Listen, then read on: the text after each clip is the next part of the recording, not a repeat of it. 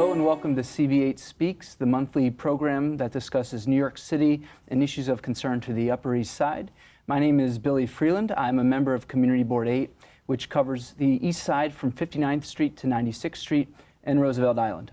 I'm very excited about our guest today. We are joined by Senator Liz Krueger. Senator Krueger has been a member of the New York State Senate since 2002. She currently chairs the New York State Senate Finance Committee. And she joins us now for a discussion of New York politics and the issues of the day, including marijuana legalization, criminal justice reform, housing, and what is next on the agenda in Albany. Senator Krueger, thank you so much for joining us. Thank you for having me. I wanted to begin with just a quick review of 2019. The New York legislature was unusually productive this year. Tell our viewers a little bit about what was accomplished. So 2019 was the first year we had a majority in the New York State Senate by the Democrats, a real majority that could do anything in really 40 years.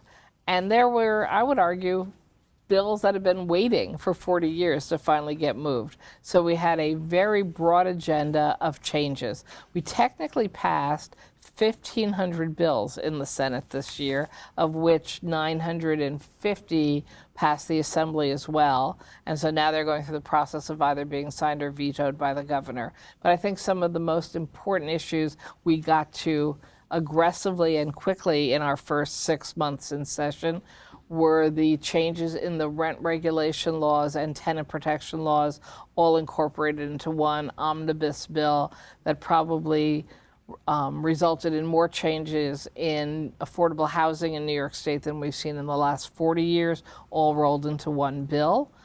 We passed significant election reform and voter reforms. So we'll be seeing early voting starting in a couple of days in New York City for the first time and statewide. Also expanded options for people to be able to register to vote. I'm very excited about the fact that we're now going to allow 16 and 17-year-olds to pre-register, so when they hit their 18th birthday, hopefully they'll already be registered to vote and understand why that is so important, as just one example. We also passed a bill I've worked on very proudly for a decade, the New York State Reproductive Health Act, where we codified the federal law that we know as Roe v. Wade into New York State law. And many people didn't realize how outdated our laws were because we just assumed we were all protected in this country because of the Roe v. Wade Supreme Court decision of 1973. But of course, as you and I both know, that and almost every other major Supreme Court decision are potentially up for grabs under the new reality we're living in. So it was important to codify that. We also got some major criminal reform bills done this year, which we're extremely proud of.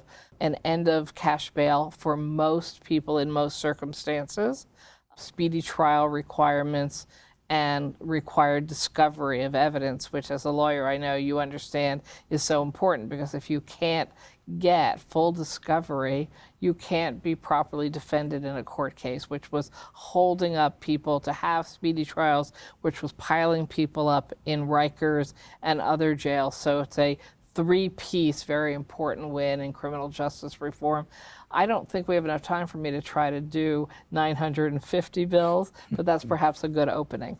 That is a really comprehensive opening, and I want to start with the housing piece of this. There was a lot accomplished. Of course, the real estate lobby is saying that, and this is a quote, the reforms will consign hundreds of thousands of tenants to buildings that will fall into disrepair. Senator, is the sky falling, or is the real estate lobby exaggerating? I think they're exaggerating, and I will remind them there are laws that require they keep their buildings habitable, and that they would be in violation not just of state law, but of their lease agreements with their tenants if in fact their housing does not meet New York State standards. So we did change some of the rules. We said you can't deregulate your apartments. We said you can't gain a bonus for pushing people out of their homes, vacancy bonuses. We put limits on how much they could draw down in interest payments when they did major capital improvements or rehabilitation of individual units, put some limits on that and said, you also have to prove to us you spent this money before you can draw any of that down back from your tenants. We built in stronger protections for tenants when they are being harassed, and hopefully created a model where there's less motivation to harass your tenants out of their homes because you can't remove your units from rent regulation. So we made many changes. In fact, if you take a look, it's sort of a combination of almost 25 bills merged into one omnibus bill change. But I do think it is ridiculous for anyone to say the world is falling down or the sky is falling, everything's falling apart. It's only been a few months. There's no basis for evidence of any sort other than we hear every day from people what a difference this is going to make in their lives. And looking to 2020, a piece of legislation that you've previously championed that did not pass in the last session was the so-called pied-à-terre tax, the idea being that on apartments of $5 million or more, if it's a second home, say for a wealthy investor or someone who wanted, someone who's not an American citizen but wants an American property, they would buy these second homes, and the idea being that these ought to be taxed both in order to have more equity in the property tax system and to fund some much needed improvements, particularly transit improvements. That did not pass. It faced a lot of opposition from the real estate lobby. But as I understand it, you and Senator Hoylman are trying to bring this bill back in 2020. Will you be able to overcome the real estate lobby's opposition this time? So it's a little more complicated than that because, yes, real estate opposed it, but there were also problems with the bill because of the way it was written, where it would be technically a second property tax on certain units based on an assessment that was different, your regular assessment and then your pied-à-terre assessment. So there was going to be legal challenges that, frankly, we didn't want to lose in court. There's also the issue of ensuring that we address the fundamental problems with New York City's property tax system overall. There's a commission that's supposed to come out with a report in December. There's a major lawsuit. Interestingly, you have tenants and real estate on the same side of that lawsuit, very rare. And so New York City has to get its arms around just fundamental flaws with this assessment system and with how it taxes, because it's completely unfair. Now, having said that, within the context of addressing the underlying problems with property tax, I absolutely believe there's room to have a increase or a supplemental charge for people who are buying real estate for pied-à-terre purposes or investment purposes, since they are taking advantage of real estate in the city of New York, but not really investing in the city or its tax structure. So I think we can go at that again. And just technically, we did pass a mansion tax that will go to the MTA. So for residences selling for over $2 million a year with a tiered up schedule, they are now, in fact, effective, I think, October 1st, being hit with a tax that does go to help the MTA with its underlying capital needs. We'll keep our eye on how that plays out in 2020. I want to turn to another issue that you've been a champion on, and that's marijuana legalization. You had sponsored a bill in the last session. You had been advocating for making New York the 12th state to legalize marijuana. That did not happen last year, although you did achieve some other important reforms. Tell us a little bit about what was done in the last session and your view on the prospects of marijuana legalization this coming year. Great. So for the last almost 5 years now, I've been carrying a bill that's shorthand MRTA, Marijuana Regulation and Taxation Act, and to do exactly that, legalize, tax, and regulate.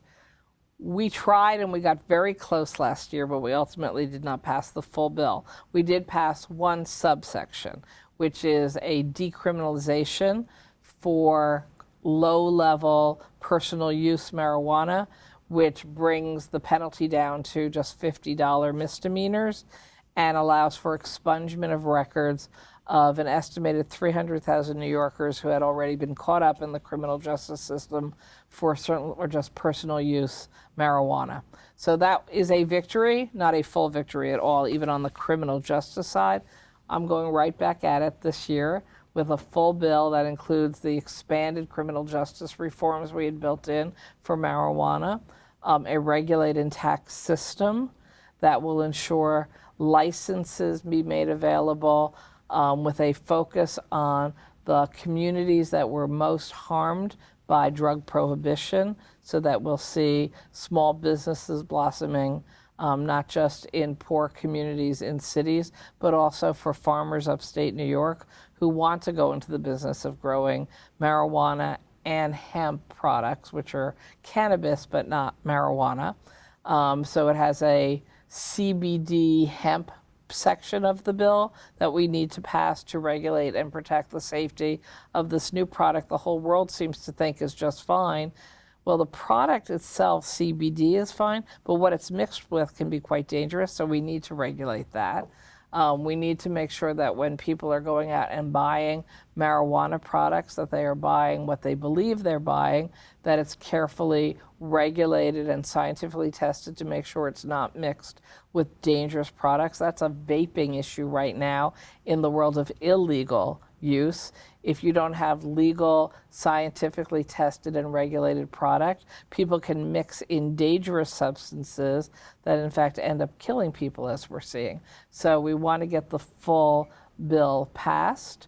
And I'm very optimistic after spending Friday, a week ago, with Governor Cuomo, the governor of New Jersey, the governor of Pennsylvania, and the governor of Connecticut, all talking about going down the same path of a coordinated effort of tax and regulate in our 4 states. Oh, Rhode Island was repped also, not by their governor, but they're also very interested. It only makes sense to have a regional model if you can. Because let's be honest, if you want to cross your state line from New York to Massachusetts, New York to Vermont, New York to Canada, which have all legalized, depending on where you live in New York, it can be a 10-minute trip. So if you're here and New Jersey legalizes between New Jersey and New York, well, with traffic, it's not a 10-minute trip, but we'll give it a half-hour trip. So it's just foolish for us not to try to move forward from a regional perspective, and I'm feeling very optimistic about the coming year. You had mentioned in your first answer about a lot of the criminal justice reform accomplishments in the legislature this year, 2019. Looking again to next year, what do you see coming down the pike? And just to toss out one specific issue, a lot of reform advocates would like to see the repeal of what's called Section 50A, which currently shields police disciplinary records from being made public. Advocates will say New York is one of very few states that do this, but others worry that full repeal would result in the making public of information that could imperil, say, officer safety.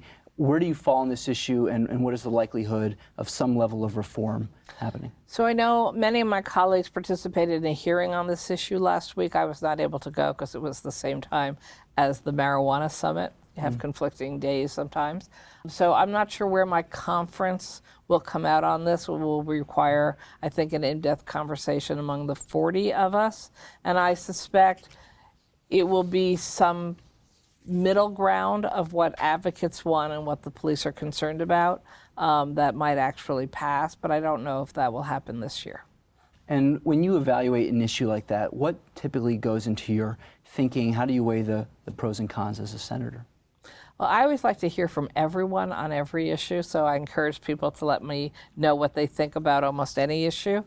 So I try to factor in, okay, what's the harm that's happening now because we haven't changed this law, and who's being impacted? What's the risk if we do change the law, and can we accomplish our goals without increasing risk? So no, I don't know that police officers' personal information should be made public if it's going to put them and their families at risk.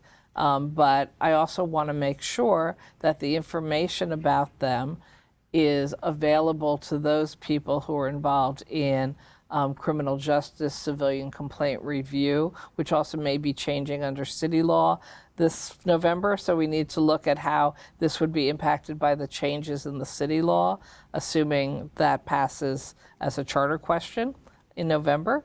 So I really want to take a look at the impacts on all the parties involved. I want to turn to another issue that's very important to New Yorkers, and it was something we discussed a lot last month on CB8 Speaks, and that's transportation. As I understand it, a very small sliver of your district includes 14th Street, or the L train passes underneath a sliver of your district. And right now the city is experimenting with a busway on 14th Street. They have banned most cars from 14th Street. And the early reports are indicating that bus travel time is down 30%, that bus ridership is up 15% on weekdays, and on the weekends it's up 37% and 29% on Saturdays and Sundays respectively. We'll see if this continues, if this success continues, but as you look at the 14th Street busway, does it appear to you to be a success, and would you like to see it replicated elsewhere in Manhattan or New York City? So the early data shows that it does seem to be meeting its goals. Of course, you also have to ask the questions, which people are doing, what's happening on the other crosstown streets, because when you take car traffic off of 14th and you assume that some of it might disappear completely, but much of it will move to other streets, you need to evaluate not just 14th Street, but the streets below and the streets above. So I'm waiting to see that kind of data. I am excited about the fact that we're piloting it. The argument for doing so was because of the L train construction. Originally, we thought there'd be no L train availability, so it was more of a necessity. Then we changed how we were handling the L train reconstruction. So it became well, it's still a good idea, so let's pilot it. And I think piloting is an excellent idea. It gives us the chance to take a look and see, again, who are the winners, and what were the unintended consequences. So right now, I think it's only been 2 weeks, so I'll wait to see all of the data and all results. Now, if it's successful, should we replicate? We should look at every possibility we have in our toolbox to improve bus service, the speed of which buses travel around Manhattan and the rest of the boroughs. Obviously, I'm Manhattan biased, and this is Community Board 8's TV show.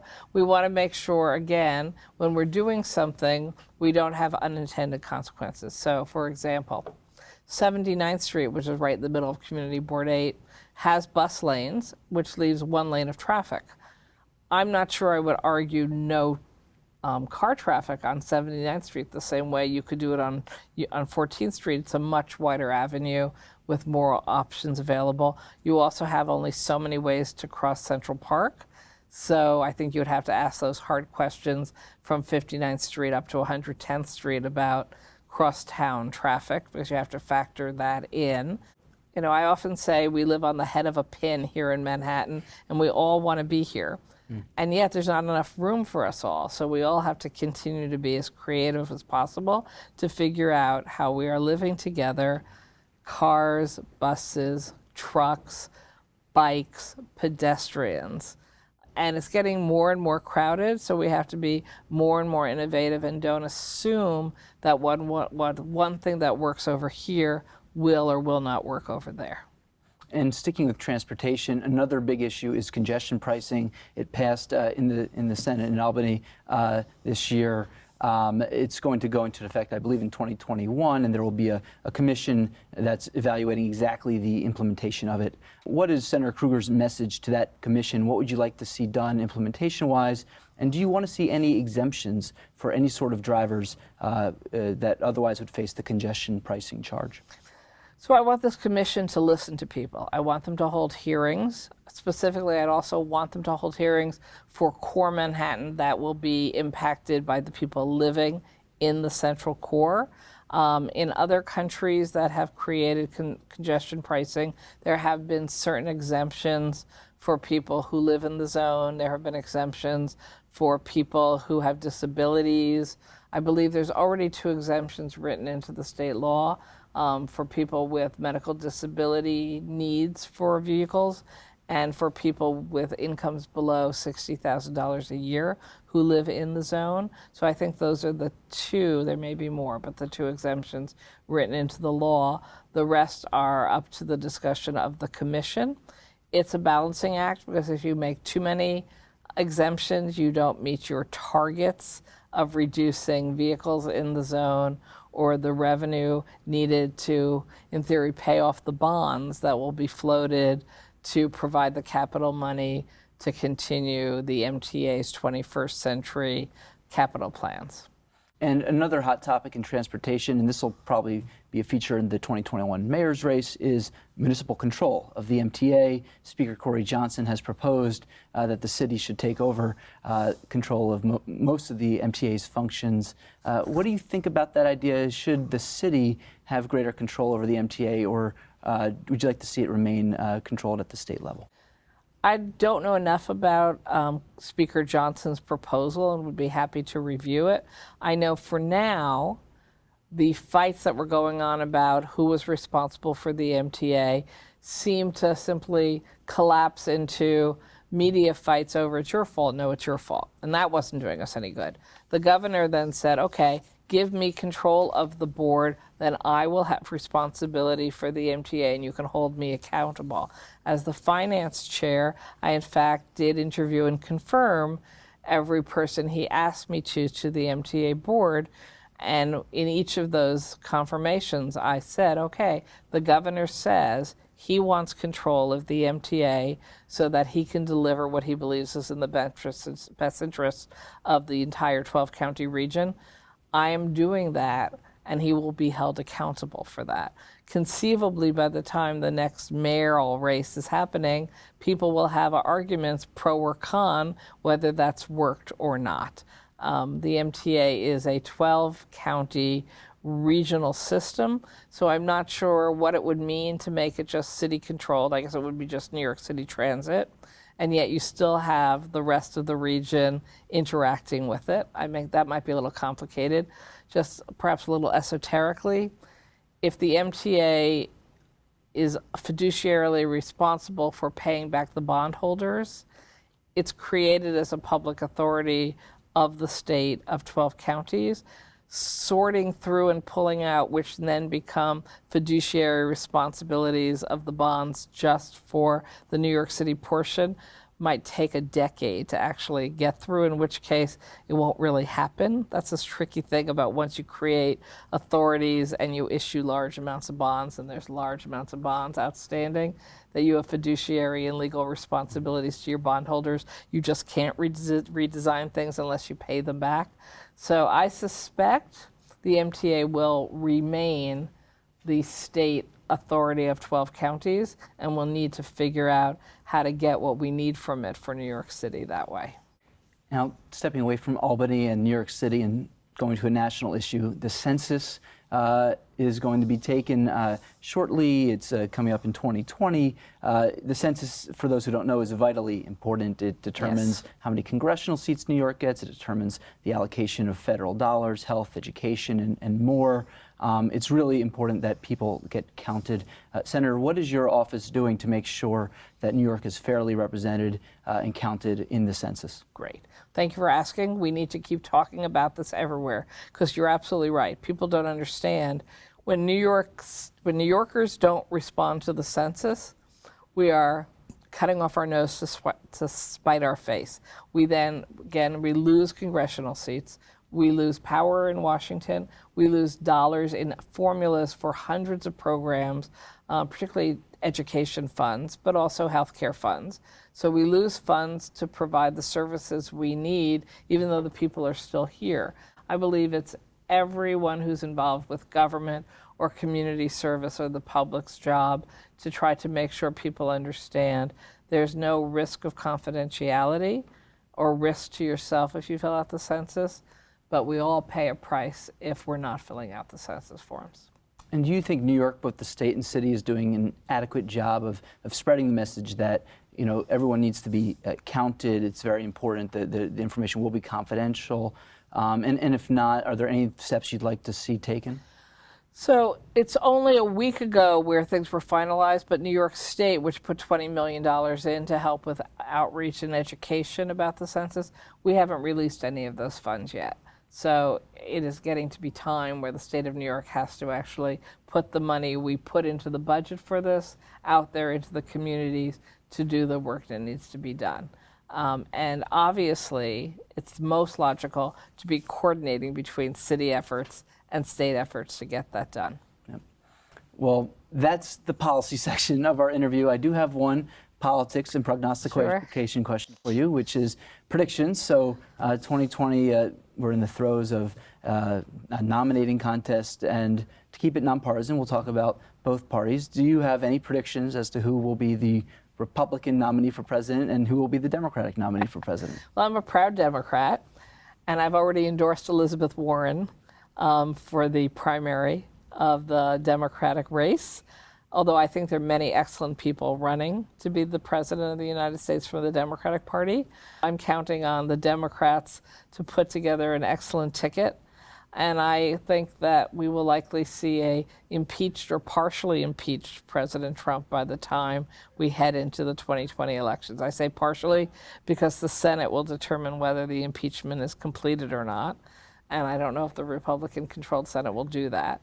Really what I think is most important is for people to not turn off government because they're so upset about what's coming out of the White House each and every day, and remember that this is their government. They can take it back through the participation in democracy. If you give up and you don't participate and you say a pox on all of your heads, I can guarantee you, you will get worse government. So you have to stay involved and get involved. Yeah. Well, I know I closed the policy section of this, but I have to ask, Washington has really stepped back from the cities over the last decades in terms of housing funding and so many other programs. As you look at this presidential race, are you inspired, are you excited at all about the urban agenda, the agenda for America's cities that the candidates are putting forward? So I think that the proposals coming out of different candidates have not been fully fleshed out on every issue. And the fact is that when you have these 10 and 12 person debates, it's really hard to cover much territory at all because you've got 10 of them saying something and then you've got 2 hours gone, 3 questions in. I do think that as they move from state to state, they will be more focused on specific issues. And because the early states are the smaller, more rural states, I think quite a few of them have solid urban agendas. I know my candidate, Elizabeth Warren, does, but I think we hear more about that as they move into the more urban states. And if I was a presidential candidate who needed to start out with Vermont, New Hampshire, Iowa, I probably wouldn't be talking about cities yet either. Yeah. Well, thank you to Senator Liz Krueger for joining us, and thank you, our viewers. As always, you can find us on cb8m.com. That's cb8m as in Mary.com. Until next time, thank you for joining us on CB8 Speaks. Yeah, it was a real pleasure. I enjoyed it. Me too. We'll have to get the presidential candidates on next time, I guess, to That's hash out right. those urban issues.